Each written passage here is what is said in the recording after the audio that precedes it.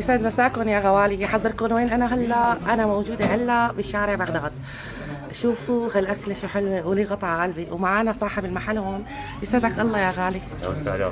الله يسلمك. هلا ممكن تحكي لنا شوي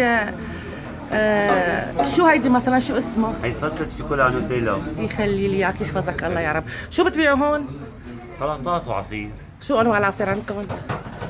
انواع العصير فواكه، موز وحليب، برتقال، جريفون، رمان، اناناس. يا سلام. طيب ممكن تعطينا عنوان بالكامل؟ عنوان شارع بغداد، ايوه محل عصير رامز.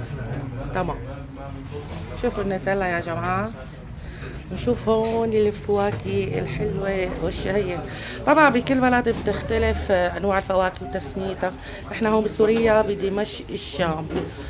وشوفوا آخر منظر يا غوالي. لك شكرا كتير وكتر الله خيرك يا غالي. الله يسلمك يا رب.